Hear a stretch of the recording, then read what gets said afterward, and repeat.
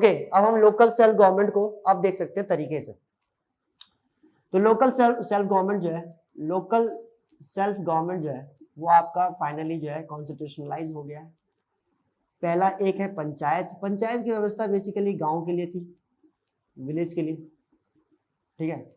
बाद में कहा गया कि देखो यार विलेज, अब बहुत सारे ऐसे हैं अर्बन सेंटर्स बन गए, ये सिटी बन गए, अब वहां पे अच्छा तो लगेगा कि यार बार बार बोलेंगे हम पंचायत है। अब ब्रिटेन के प्रधानमंत्री हमारे यहाँ पे इंडिया में अगर आते हैं विजिट करने के लिए, और अगर हम उन्हें लेके जाए किसी पर्टिकुलर ऐसे इलाके में, डिस्ट्रिक्ट में, जो जिस डिस्ट्रिक्ट में कुछ गांव आते हैं, तो उन डिस्ट्रिक्ट के अंदर गांव या कुछ ऐसे डिस्ट्रिक्ट, मतलब कि वो जो शहर गांव आते थे अब शहर बन चुके हैं। अब ऐसे जगह पे अगर ले जाएंगे, बोलेंगे कि भैया ये हमारा गांव है और ये वहाँ की पंचायत है, या आपका ये कह लीजिए कि मतलब ये यहाँ के मुखिया है, तो थोड़ा सा ऐसा लगेगा कि पॉलिटिकल स्ट्रक्चर थोड़ा सा क्या कहते हैं, मतलब कि जो है या तो ओल्ड वर्जन में जा रहा है या अप टू डेट नहीं है, या कुछ जगहों के लिए कुछ अलग व्यवस्थाएं होनी जरूरी है। तो इसी वजह से क्या किया गया, पंचायत की व्यवस्था गाँव में और शहरों के लिए बनाया गया म्युनिसिपैलिटी। और ये कोई मैं नई बात तो बता नहीं रहा, ये बहुत पुरानी बात है। तो ये जो है ये सिटीज के लिए लाया गया, शहरों के लिए, ठीक है, ध्यान रखेंगे, दैट इज आपका म्युनिसिपैलिटी। इसको 73rd कॉन्स्टिट्यूशन अमेंडमेंट से मैंने आपको अभी बताया 1992 में, इन्होंने कहा कि यार इसके लिए भी होना चाहिए, तो 74th कॉन्स्टिट्यूशन अमेंडमेंट से जो है 1994 में इसको लाया गया, ठीक है, ध्यान रखेंगे, दिस इज वेरी इंपॉर्टेंट। उसके बाद मैंने आपको बताया कि इसके लिए शेड्यूल 1 है, शेड्यूल 11 है, 1+1 है, और यहाँ पर जो है आपका शेड्यूल कौन सा है, शेड्यूल 12 है,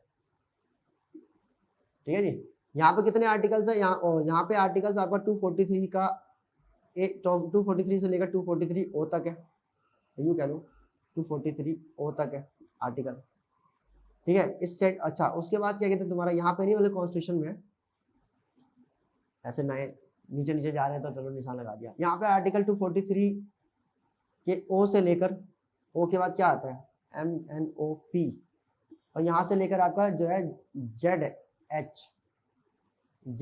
तक, सही बोल रहा हूँ गलत बोल रहा हूँ, ZG तक, ठीक है, ZG तक ये दे रखा है इसके अंदर, ध्यान रखेंगे, दिस इज वेरी इंपॉर्टेंट।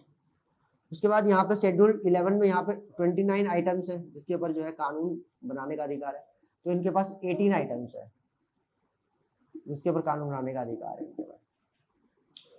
समझ में आया आप लोगों को लोकल सेल्फ गवर्नमेंट का स्ट्रक्चर। आज हम इसको खत्म करेंगे, फिर हम इस वाले को खत्म करेंगे, ठीक है। उसके बाद हम बात करेंगे आगे की क्लास में आगे वाली चीजों की।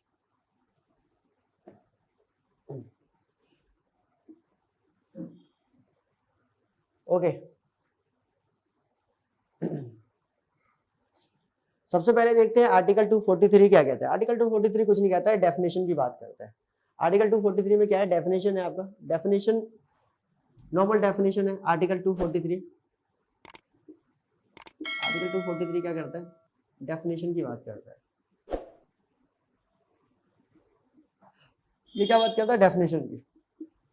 डेफिनेशन किस चीज की भाई, डेफिनेशन वही है पंचायत के चैप्टर में जो नए नए शब्द आएंगे, जैसे ग्राम सभा क्या होती है, ग्राम पंचायत क्या है, उसके बाद आपका ब्लॉक क्या होता है, ये सब चीजें जो है सारी की सारी चीजें, पंचायत समिति किसको कहेंगे, ठीक है, ये सारी चीजें जो है वो बताई जाएगी किसके अंदर, इसी पर्टिकुलर आर्टिकल 243 के अंदर। फिर हम आर्टिकल 243 का ए देखेंगे।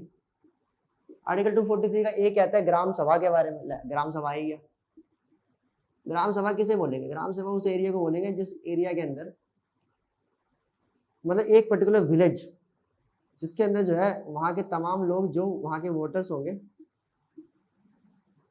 इस एरिया के जो लोग वोटर्स होंगे वो यहाँ पे क्या करेंगे, मुखिया का चुनाव करेंगे, दैट इज द ग्राम सभा यू कैन से। उसके बाद अगर मैं बात करूं, that is what, constitution of panchayat. Article 243 का बी किसके बारे में बात करता है, पंचायत के कॉन्स्टिट्यूशन की बात करता है। यहाँ से बात सही मायने में आपकी जो है वो शुरू होती है, कॉन्स्टिट्यूशन ऑफ पंचायत।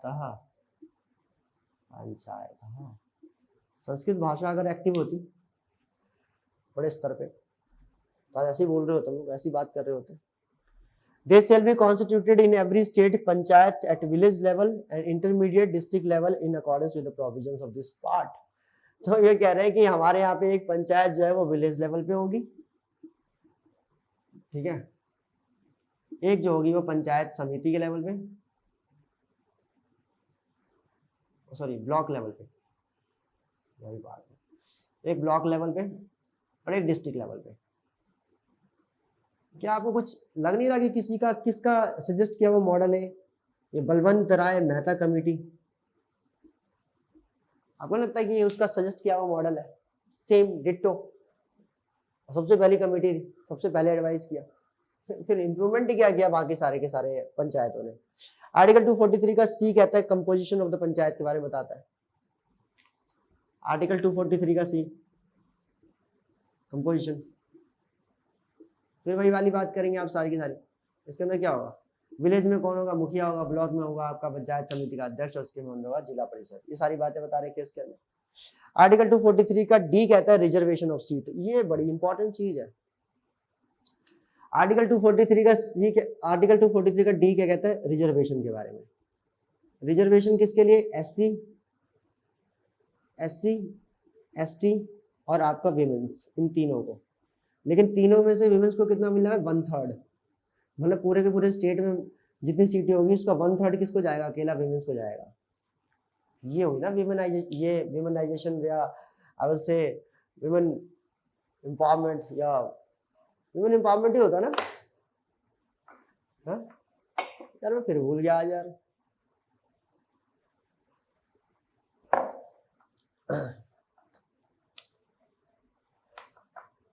आज फिर मैं अनकॉन्शियस हो गया था, मतलब मैं भूल गया। मैं कहा यार क्या हो रहा है संजय यार, ये कहाँ ध्यान है, ऐसा घर वाले कह रहे रोज।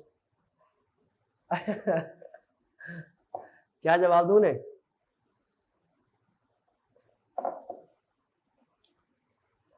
ओके, रिजर्वेशन क्या है, इसमें कोई बताने वाली चीज है ही नहीं। ये चीज बड़ी अच्छी है, वुमेन एम्पावरमेंट, इसे देखो कितना बढ़िया स्ट्रॉन्ग होगा, और जरूरी है भाई, जरूरी है। आप देखो पंचायत के अंदर, लेकिन अभी भी वही वाला हाल हो रहा है जो पंचायत वेब सीरीज में दिखाई दिया। पंचायत वेब सीरीज में आप देखा ही होगा कि जीतती उसकी वाइफ है, मतलब जो इसमें है, एंड बनता कोई और है जो है मुखिया, वो रोल्स काम सारे मुखिया के कोई और कर रहा है। तो यही सब जगह पे, हर जगह पे ज्यादातर पत्नियों को खड़ा करके जो है पति अपनी चला रहा होता है। अब ऐसे में अगर महिलाओं को अगर अपना अधिकार मिला है और अगर वो चला नहीं पा रही है या देख नहीं पा रही है, तो फिर तो काम समझना पड़ेगा भाई साहब, ठीक है। बट हाँ ये है कि चलो ठीक है, एक मैं ये नहीं कह सकता कि आज सक्सेसफुल नहीं है तो इसका मतलब कभी नहीं होगा, ठीक है। हो सकता है इन फ्यूचर जो है, जब लड़कियों, आज जो महिलाएं हैं उनकी जो बच्चियां होंगी, बेटियां होंगी, वो पढ़ेंगी लिखेंगी, और वो अगर कल को पंचायत की व्यवस्था में आएगी तो उसका वो तरीके से इस्तेमाल करेगी, ठीक है। और मुखिया से मुखिया के चुनाव से कहां उठाया जा सकता है, आई थिंक मेरे हिसाब से बेस्ट एग्जाम्पल है द्रौपदी मुर्मू। द्रौपदी मुर्मू जो हमारे देश की अभी राष्ट्रपति है, वर्तमान राष्ट्रपति है, वो पहले शायद मेरे हिसाब से निगम पार्षद का चुनाव ही लड़ी थी। निगम पार्षद से देख रहे हो कहां पहुंच गए। तो अगर आप लोगों में से किसी को लगे कि भाई ना कुछ हो रहा है यहाँ पे, तो राजनीति भी एक अच्छा मीडियम है आपके पास। 1/3 का रिजर्वेशन है, 1/3 का रिजर्वेशन है, तो you can understand that is कि आपके पास पावर है। आप चाहे तो यहाँ पे जाके, आपके लिए रिजर्व सीटें हैं तो फायदा उठाओ इसका, और क्या। बढ़िया बढ़िया लोग जब जाएंगे तो गांव हमारा क्यों नहीं बदलेगा, गांव हमारा क्यों नहीं डेवलप होगा। जो गांव डेवलप हो गए, 6.5 लाख गांव डेवलप हो गए, तो देश डेवलप होने से कौन रोक सकता है। गांधी जी का जो सपना है वो पूरा कर दोगे आप लोग, तो समझ लो आप ही लोग हो क्रिस्टोफर कोलंबस, जो इंडिया के अंदर से जो है गांव के अंदर की डार्कनेस को खत्म कर सकता है। आर्टिकल 243 का ई क्या कहता है, ड्यूरेशन की बात करता है। ड्यूरेशन जो है वो सेम है आपका। आर्टिकल 243 का ई क्या कहता है, ड्यूरेशन। आर्टिकल 243 का ई कहता है ड्यूरेशन के बारे में, जो बिल्कुल सेम है, वही 5 साल, 5 इयर्स, ठीक है जी, 5 इयर्स। और अगला जो चुनाव होगा वो कब होगा, 6 महीने के अंदर। अगर मान लो कि जैसे पहले 5 साल खत्म हो जाता है, तो दूसरा चुनाव जो होगा वो आपका 6 महीने के अंदर में होगा, ठीक है, ध्यान रखेंगे, दिस इज वेरी इंपॉर्टेंट। उसके बाद अगर मैं बात करूं आपका आर्टिकल 243 का एफ, तो वो डिस्क्वालिफिकेशन की बात करता है। डिस्क्वालिफिकेशन में सिर्फ एक ही डिस्क्वालिफिकेशन है 243 के एफ में बता रखा है कि ये कंडीशन ज्यादा लगती है, डिस्क्वालिफिकेशन कम लगता है। दैट इज व्हाट, 21 साल से उम्र नहीं होना चाहिए। डिस्क्वालिफिकेशन में क्या डिस्क्वालिफिकेशन है कि 21 साल से उम्र का नहीं होना चाहिए कम, 21 ईयर से, नॉट लेस देन 21 ईयर्स, ठीक है, ध्यान रखेंगे। 21 ईयर से जो है कम नहीं होना चाहिए जी। कितना नहीं होना चाहिए, 21 ईयर से कम नहीं होना चाहिए। 21 साल के तो हो ही गए होगे आप, देख लो अभी मौका है। पंचायत से भी शुरू कर सकते हो, कल को क्या पता प्रेसिडेंट बन जाओ, और फिर प्रेसिडेंट बनने के बाद जो है कल को, ठीक है, मुझे भूल मत जाना, क्योंकि मैंने ही आइडिया दिया तुम लोगों को। जब मैं आइडिया दे रहा हूँ तो मेरे नाम का एक आधा बिल पास होना चाहिए, नहीं होना चाहिए? तो इतना सा काम तो मेरा करना यार।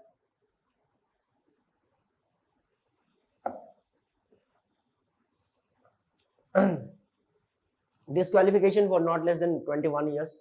This is very important to understand. ठीक है, तो ये आपके F तक हो गया आर्टिकल। कितना टाइम है ना अभी? तो 243 का F यहाँ तक कहता है। 243 का G क्या कहता है? G के बारे में थोड़ा, G के लिए स्पेस बनाया ना क्या, यहीं पे लिख लेता हूँ। ठीक, आर्टिकल 243 का G, आर्टिकल 243 का G कहता है पावर्स। पावर्स की बातें करता है। पावर्स के बाद किसकी बातें करता है? पावर्स के बाद बातें करता है authority and responsibility. Authority and responsibility की बातें करता है। यहाँ पूरी जगह है ना मेरे पास, अथॉरिटी एंड रिस्पॉन्सिबिलिटी की बात करता है। ठीक है जी, आर्टिकल 243 का जी। और जो कैसे बता रहा है कि भाई आप इकोनॉमिक डेवलपमेंट के लिए और सोशल जस्टिस के लिए क्या करेंगे? आप कानून बनाएंगे या उसको सुनिश्चित करेंगे। Political economic development plus social justice. गांव के अंदर जो है आप इकोनॉमिक डेवलपमेंट को प्रमोट करेंगे एंड सोशल जस्टिस को आगे बढ़ाएंगे। और साथ में क्या है, उस पर्टिकुलर जितनी भी चीजें आपको शेड्यूल 11 में दे रखी है, आप उन सब चीजों को क्या करेंगे? शेड्यूल 11 की चीजों को इंप्लीमेंट करेंगे। ठीक है जी। इकोनॉमिक डेवलपमेंट, इकोनॉमिक डेवलपमेंट का मतलब क्या भाई? इकोनॉमिक डेवलपमेंट, ये बड़ी गंभीर बात लिख दी इन्होंने यार। इकोनॉमिक डेवलपमेंट देखो बेसिकली क्या है कि मतलब कि आपके हाथ में आपकी इनकम को बढ़ाया जाएगा, मतलब इनकम को बढ़ाने का काम इकोनॉमिक डेवलपमेंट में आता है। यही होता है आई थिंक मेरे हिसाब से इकोनॉमिक डेवलपमेंट। आपको लगता है कि कोई भी जो आपके जो आसपास में जो आपने कभी नेता देखा हो, उन नेताओं में किसी नेता ने कभी कोई ऐसी पॉलिसी इंट्रोड्यूस की हो जिसकी वजह से वहां के एक पर्टिकुलर पर्सन की इनकम में इजाफा हुआ हो? हमारे देश के अंदर तो बकायदा हमेशा से ये मसला रहा है, इसकी रिपोर्ट भी कई बार क्या कहते हैं इशू होती है कि भाई ज्यादातर समय में जो है हमारे देश के विधायक और जो सांसद लोग होते हैं वो सड़कों वड़कों को बनाने में लगे रहते हैं। सड़कों को बनाने, एक ही सड़क को वो तोड़ते रहते हैं, एक ही सड़क को बनाते रहते हैं, एक ही जगह से जो है लगातार वो एक ही जगह की नालियां तोड़ते रहते हैं, एक ही जगह की नालियां बनाते रहते हैं। तो मेन जो है वो कहते हैं ना कि जो डे टू डे बेसिस का जो काम है उसी काम में उलझ के रह जाते हैं। और ये इकोनॉमी के बारे में सोचना, यू अंडरस्टैंड इकोनॉमी कितनी बड़ी चीज है? इकोनॉमी के बारे में सोचना, इसके लिए भाई you have to work on the ground, on the grass root. वो तो मैंने अभी तक तो नहीं देखा मैंने ऐसा कोई अवतार, 2-4 देखे जैसे मैंने, Nitin Gadkari is one of the best example. वो समझते हैं कि भाई 8 घंटे के अगर सफर को अगर 2 घंटे में तब्दील कर दिया जाए, उनके सड़कों का निर्माण समझ में आता है, उनके ट्रांसपोर्टेशन पे काम समझ में आता है कि 8 घंटे के रास्ते को अगर 2 घंटे में कन्वर्ट कर दिया जाए तो 6 घंटे से पहले जो है सामान पहुंचाया जा सकता है। 6 घंटे पहले इनकम वहां से जो है आ जाएगी, वहां से जो पेमेंट आ जाएगी। 6 घंटे पहले ही उस आए हुए पेमेंट का इंसान जो है कहीं ना फर्दर इन्वेस्टमेंट कर सकता है। उस फर्दर इन्वेस्टमेंट से जो है वो रोटेट होके ग्लोरीफाई होके जो है इनकम और बढ़ेगी। सॉरी, तो वो समझते हैं इस चीज को, वो समझते हैं कि भाई इथेनॉल की ब्लेंडिंग करने से जो है पेट्रोल पे हमारी डिपेंडेंसी, डीजल पे डिपेंडेंसी हमारी 20% लेस हो जाएगी।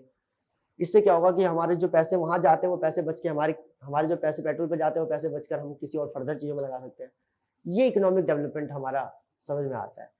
गांव पंचायत के अंदर जो है इकोनॉमिक डेवलपमेंट के लिए आप लोग गांव और बाकी इलाकों में आप लोग रहते हैं तो आपको ज्यादा आइडिया होगा, टू बी वेरी ऑनेस्ट।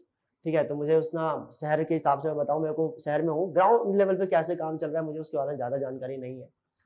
ठीक है, बाकी थोड़ा बहुत पंचायत वेब सीरीज से समझने की कोशिश की हमने भी, आपने भी, हम सब लोगों ने देखने की कोशिश की।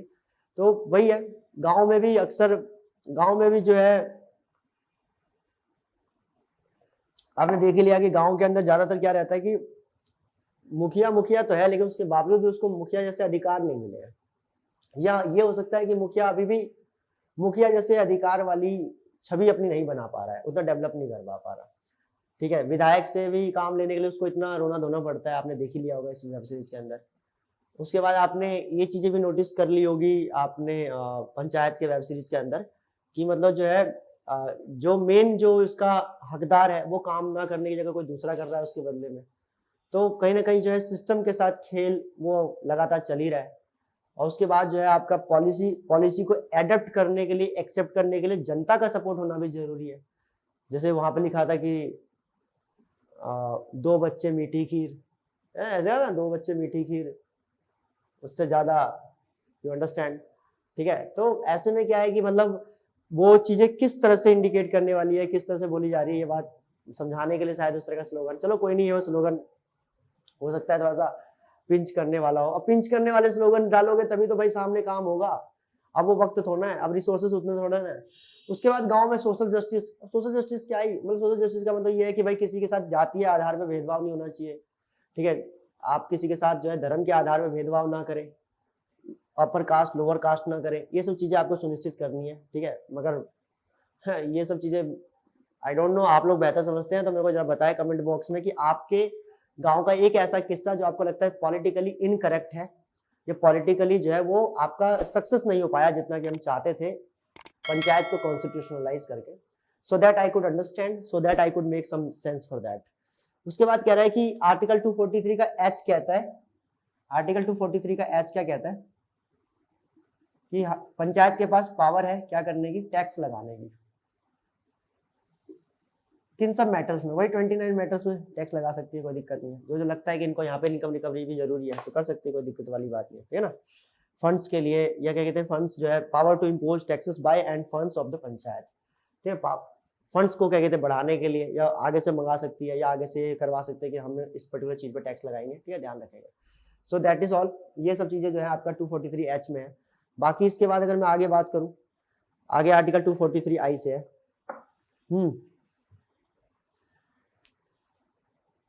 तो आर्टिकल 243H में पावर्स हैं पंचायत के पास टैक्सेस लगाने के, फंड्स इनहेंस करने के। आर्टिकल 243 का आई क्या कहता है, आर्टिकल 243 का आई कहता है, आर्टिकल 243 का आई कहता है फाइनेंस कमीशन के ऊपर। और फाइनेंस कमीशन है ही आई ही है, आई बोले तो EYE वाला। ठीक है ना, ये आंखें ही है बेसिकली, देखा जाए कितना पैसा मिलना चाहिए कितना नहीं मिलना चाहिए पूरा ध्यान रखता है। स्टेट का फाइनेंस कमीशन है, इसे कहते हैं स्टेट फाइनेंस कमीशन। ठीक है ना, मैं आपको इसको स्टेट वाला कर दूं, ऐसे कर दो, ध्यान रखेंगे। तो इसमें क्या है कि इसमें गवर्नर के पास पावर होती है इनको अपॉइंट करने की। ठीक है, क्या करते हैं, अपॉइंट करते हैं, गवर्नर अपॉइंट करते हैं इनको।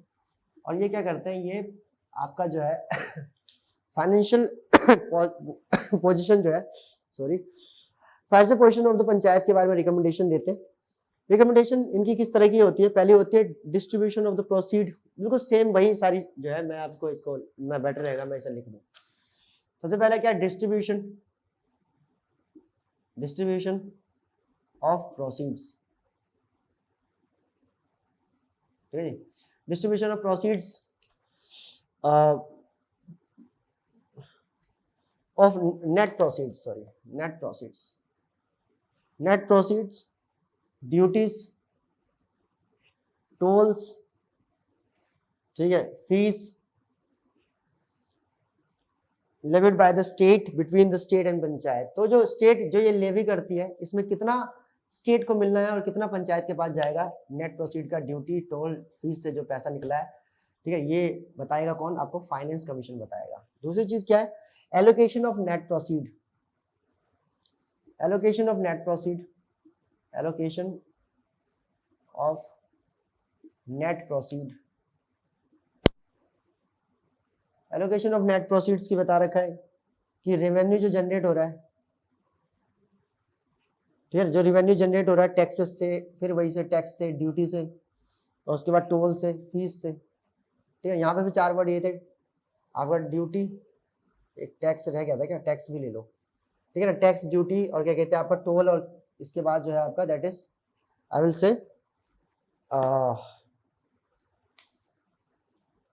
हाँ फंड्स, सॉरी फीस से जो पैसा आ रहा है वो पैसा जो है कहाँ से एलोकेशन होगा, उसका ग्रांट जो है, ग्रांट इन एड जो है, ग्रांट इन एड वो देना है अगर किसी जिला को, किसी पंचायत को, तो कितना देना है, कैसे देना है, क्योंकि भाई हो सकता है कुछ जिले ऐसे होते हैं ना जो बाढ़ पीड़ित होते हैं, ये और भी बहुत सारी समस्याएं होती है। और उसके बाद measures need to improve financial position, क्या क्या मेजर्स लेने चाहिए फाइनेंशियल पोजीशंस को इम्प्रूव करने के लिए, दैट इज ऑल्सो इम्पॉर्टेंट। पांचवा क्या बता रखा है, that is I will say any other matter referred by governor. Governor अगर किसी और बातों पर भी चाहते हैं सजेशन लेना तो उन सब चीज़ों के ऊपर भी जो है ये कर सकते हैं, अपना काम कर सकते हैं, ठीक है ना, एनी अदर मैटर। तो ये हो गया आपका आर्टिकल 243 का आई के ऊपर किसकी आई होती है, गवर्नर की होती है, ओ सॉरी फाइनेंस कमीशन की। आर्टिकल 243 के बाद अगर हम देखेंगे आर्टिकल 243 के बाद अगला आर्टिकल जो हमारे पास है जे, आर्टिकल 243 का जे, आर्टिकल 243 का जे हमें क्या कहता है, जे हमें कह रहा है ऑडिट एंड अकाउंट्स के बारे में, ऑडिट एंड अकाउंट्स और पंचायत, ठीक है जी, पंचायत के ऑडिट्स एंड अकाउंट्स के बारे में बताता है हमें कौन, that is I will say article 243 का जे। आर्टिकल 243 का के बताता है क्या, इलेक्शन के बारे में। तो आर्टिकल 243 का के जो है वो किसके बारे में बात करता है, इलेक्शन। इलेक्शन कौन करवाएगा, स्टेट करवाती है, स्टेट बोले तो गवर्नर। आर्टिकल 40 में इनकी जिम्मेदारी है, ठीक है ना। और उसके बाद इसके लिए क्या करते हैं, स्टेट इलेक्शन कमिश्नर को अपॉइंट करते हैं इसी आर्टिकल में, ठीक है, आर्टिकल 243 के के में। उसके बाद आपका मैं बताऊं आर्टिकल 243 का एल क्या कहता है। एल कहता है कि president may by public notification direct that the provisions of this part shall apply to any UT. President चाहे, अगर प्रेसिडेंट चाहे तो वो जो है, प्रेसिडेंट अगर चाहे, कहाँ लिखूं, हाँ लिखता हूँ, आर्टिकल 243 का एल क्या कहता है, प्रेसिडेंट चाहे तो वो क्या कर सकते हैं, नोटिफिकेशन के थ्रू बता सकते हैं कि ये पार्ट जो है आर्टिकल मतलब कि पार्ट 9 ऑफ द कॉन्स्टिट्यूशन जो है ये किसी यूटी पे अगर अप्लाई होगा या किसी यूटी के किसी पार्ट पे अगर अप्लाई होगा तो ये कौन बताएंगे, ये बताएंगे प्रेसिडेंट, क्योंकि सेंटर का मैटर हो गया ना फिर, ये ध्यान रखेंगे। उसका आर्टिकल 243 का एम क्या कहता है, part not to apply to certain areas. जैसे भाई बता रखा है कि आपका आर्टिकल 243 का जो है that is I will say the article 243 का एम जो है, आर्टिकल 243 का एम क्या कहता है, आर्टिकल 243 का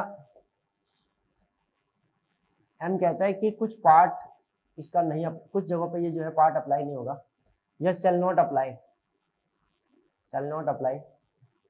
इसमें कौन है, आर्टिकल 244, आर्टिकल 244 जो है वो इन पे अप्लाई नहीं होगा। अब ये क्या बोला है, ये है आपका शेड्यूल एरिया शेड्यूल ट्राइब, ठीक है, ध्यान रखना। तो शेड्यूल एरिया और शेड्यूल ट्राइब होता है उसके ऊपर जो है पंचायत की व्यवस्था लागू नहीं होती।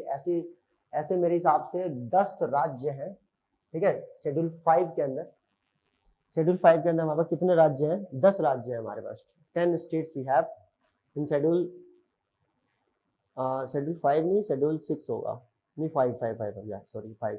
तो शेड्यूल 5 के अंदर हमारे पास क्या कहते हैं 10 ऐसे राज्य हैं जिनके ऊपर नहीं लागू होता, उसमें पेशा एक्ट जो है वो लागू होता है, पंचायत एक्सटेंशन सर्विस एक्ट, तो शेड्यूल एक्ट सॉरी, तो वो मैं आपको शेड्यूल एरिया एक्ट होता है बेसिकली। तो क्या कहते हैं पेशा का एक्ट जो है वो आपका अप्लाई होता है, वो मैं आपको बताऊंगा अभी, ठीक है, that is very important.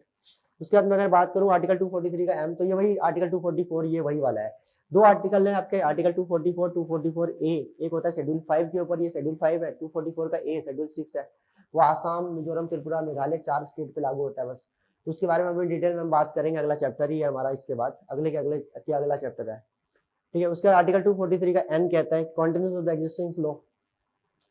Article 243 का एन क्या कह गया, आर्टिकल 243 का एन क्या गया, आर्टिकल 243 का एन क्या कहता है कि पंचायत जब तक कॉन्स्टिट्यूशनलाइज नहीं हुई थी और उसके अलावा जितने भी बाकी अदर पंचायत बने हुए थे देश में और वो चल रहे थे, उसके पास 1 साल का समय है वो अपने आप को किसकी तरह स्ट्रीमलाइन कर ले, जैसा कि पार्ट 9 ऑफ द कॉन्स्टिट्यूशन में लिखा हुआ है, ठीक है, ध्यान रखेंगे। आर्टिकल 243 के बाद देखेंगे हम, आर्टिकल 243 के बाद जो है आपका शायद लास्ट आर्टिकल है आर्टिकल 243 का ओ। आर्टिकल 243 का ओ क्या कहता है, आर्टिकल 243 का ओ कहता है, आर्टिकल 243 का ओ कहता है बार टू इंटरफेरेंस, इंटरफेरेंस, ठीक है, मतलब कि कुल मिला के ये बात ये कहना चाह रहा है कि भैया कोर्ट जो है वो इंटरफेयर नहीं करेगा किस मैटर में। डिलिमिटेशन कमीशन की कोई रिपोर्ट है किस बात को लेकर, डिलिमिटेशन कमेटी की जो रिपोर्ट होती है ना कि भाई ये इतना एरिया इस कॉन्स्टिट्यूशन को मिलेगा, मतलब उन्होंने कह दिया कि भाई इस एरिया के अंदर ये जो है ऐसे करके हम डिवाइड कर रहे हैं, इतना एरिया इस वाले गांव को मिलेगा, इतना इसको मिलेगा, इतना इसको मिलेगा, इतना इसको मिलेगा। तो जो एरिया ये कॉन्स्टिट्यूंसी ये बता देते हैं डिलिमिटेशन कमीशन वाले, ये फिर बाद में कोर्ट में इंक्वायरी नहीं होता, ठीक है ना, ये हर किसी केस में है। ठीक है। आपका यूनियन में भी देखा होगा आपने जो है 82 के अंदर ऐसी बता रखा है आर्टिकल 82 के अंदर। उसके बाद अगर आप देखेंगे उसके अंदर देखेंगे अगर 160 आई थिंक मेरे हिसाब से 160 या 171 है, 171 के अंदर वहाँ पे भी डिलिमिटेशन के बारे में बता रखा है स्टेट वाले केस में। स्टेट वाले में 171 जो है स्टेट के अंदर भी शायद मेरे हिसाब से ये बता ही रखा है आपका। तो यहाँ पे भी 171 नहीं हो तो यार क्या कहते हैं उसका हो गया 171 शायद मेरे हिसाब से, चलो कोई नहीं अभी दिमाग में नहीं आ रहा, ठीक है। तो आपका जो है लगभग 82 में और क्या कहते हैं आपका जो है 243 के ओ में साफ साफ लिख दिया गया है कि भाई डिलिमिटेशन कमीशन की कोई भी रिपोर्ट होगी उसके ऊपर कोर्ट में चैलेंज नहीं होगा, नॉट जुडिशियल रिव्यू। क्यों? क्योंकि ये खुद ही कोर्ट के लोग हैं, इनमें होते कौन है, सारे सुप्रीम कोर्ट के रिटायर्ड जज होते हैं। अब वही वाली बात है, एक सुप्रीम कोर्ट के रिटायर्ड जज की जो है जो रिपोर्ट है उसको दूसरा जो है वो क्लैरिफाई करेगा या उसको सर्टिफाई करेगा तो अच्छा लगेगा। तो यही थे आपके पंचायत के सारे आर्टिकल। मैंने कंप्लीट तरीके से आपको पंचायत का पूरा चैप्टर बता दिया है। आई विश कि आपको समझ में आ गया। बाकी मैं कल बताऊंगा शेड्यूल 5 के बारे में। शेड्यूल 5 में क्या कहते हैं, कौन कौन सी रीजन है जिसकी वजह से जो है आपका आई विल से कि मतलब जिसकी वजह से मतलब ये वहाँ पे अप्लाई नहीं होता। और दूसरी बात ये है कि मतलब आपका जो है क्या क्या है उसके अंदर, ज़्यादा नहीं 5-10 मिनट का कंटेंट होगा वो, उसके बाद वो बताने के बाद जो है पंचायत पूरी तरह से खत्म हो जाएगी आपकी, ठीक है।